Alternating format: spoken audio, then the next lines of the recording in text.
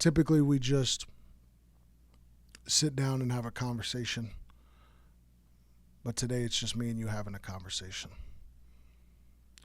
I really don't know what you're going through today. I really don't know what you're struggling with.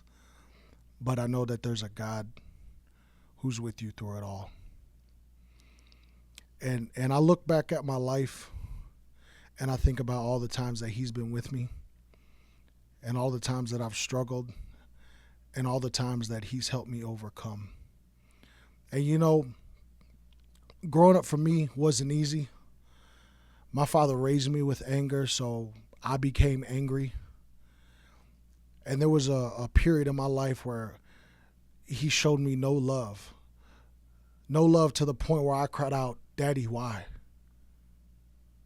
Now, even though I was raised in church and my mother did her best to instill those Christian values in me, the devil was still able to sink his poison in me like the snake that he is. And he tormented me night and day as a child. It got so bad that I remember high school being some of the worst times in my life. I dealt with anger, rage, depression, and suicidal thoughts. I planned to shoot up my school. And you know, I wanted to kill everybody. I really wanted to feel someone's life slip through my hands. I wanted to see their eyes go black.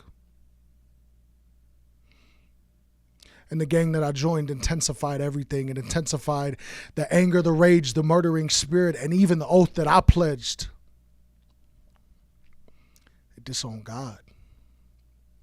But the whole time, God was watching over me, protecting me, using my mother as a saint to pray for me at 3 a.m. in tears, not knowing if she'd get a phone call telling her the worst that happened to her oldest child. And I think about it, and I'm forced to ask myself the question that if the enemy wanted me dead so bad, what really is he afraid of? And what perfect plan does God have for me? And what perfect plan does God have for you? Because we know that God uses our broken pieces to create masterpieces. And he uses our imperfections to show his perfection. And you know, from the bottom, I have really felt it all. From being a single parent, broke on my last, to the hurt, to the pain, to the anger, to the rage, depression, and the suicidal thoughts. But I look back at my life, and the whole time, God was just patiently waiting for me to come home. Arms open wide, ready to give me the peace, happiness, joy, and love that I know now. He has taken me in his hands. I have allowed him to mold me and shape me into the man of God that I am today. He has made me a warrior in his army so that I can stand and defeat any legion of darkness that comes before me.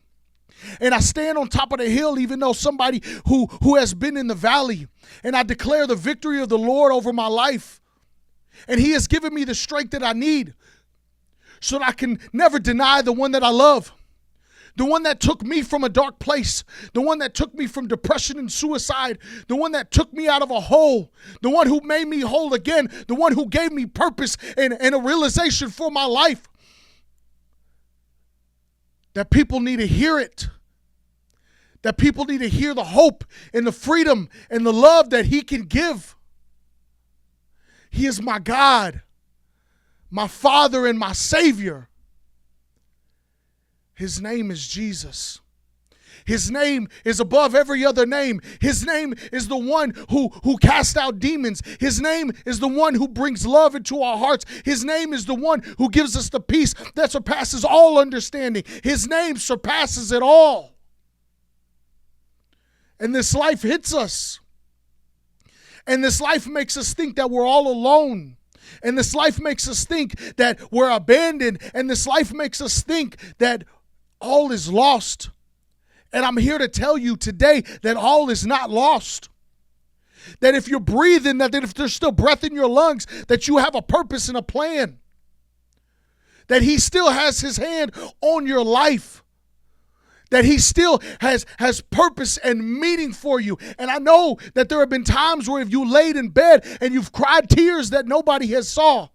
That you've cried tears that nobody knows about. I know that you've been hurt and cut and wounded and dragged through the mud more than anybody could ever know. And there have been people who listening who've been through things that they can't even bring themselves to share. Evil, dark, and horrible things. And I won't sit here and say that I know what you're going through, but I will sit here and say that I know a God who is there for you. That there is a God who has not left you nor abandoned you. That you are still a son and a daughter of the Most High. That you still hold value. That if there is still breath in your lungs, then there needs to be a praise on your lips. That if you still have breath in your lungs, even though it fights and it hurts to come up to the altar, even though it may hurt to come to the presence of God, even though it may hurt and it may be a struggle at times to come to church, I'm here to tell you, fight through your pain, fight through your adversity, fight through everything that you are going through, because there is joy on the other side, there is peace on the other side, there is love on the other side, and there is a God waiting for you on the other side. There's people counting on you. If you have sons and daughters and wives and husbands, there's people counting on you to make it through. There's people counting on you to push through your adversity. There's people counting on you to make sure that you don't end your life. There's people counting on you to make sure that you make it through. There is lives in your hands. There is a testimony in your heart, and there's a testimony in your life that can come through, that can save the lost. I don't know what you're going through. And I don't know what you've been through. But don't hold back. You have the strength to continue to fight. And when you don't feel that you have the strength to continue to fight, lean on the one who gives you the strength. Lean on the one that restores you. Lean on the one that revives you. Because even though at times we may feel empty, even though at times we may feel that all hope is lost and there's no point in continuing to push forward, or there's no point in continuing to push to something better or something greater than in an area that you're at right now. God does not want you to live a mundane life, but he wants you to be great, because there's greatness inside of you. But sometimes it takes a fight to be able to birth that greatness out. Will you birth the greatness out? Will you look at yourself in the mirror and decide that the things that you have gone through will not defeat you? That the things that you have been through will not define you? That the things that you have been through are no longer going to shape the person who you are.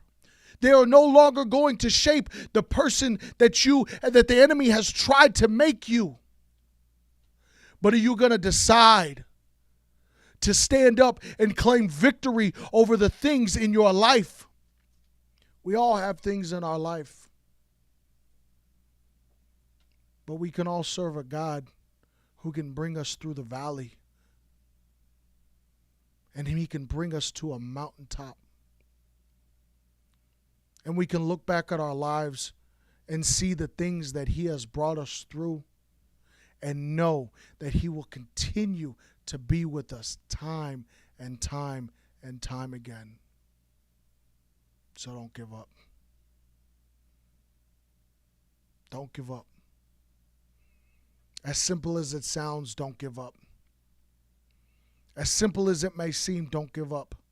As heavy as it may be, Do not give up. If there is still breath in your lungs, put a praise on your lips.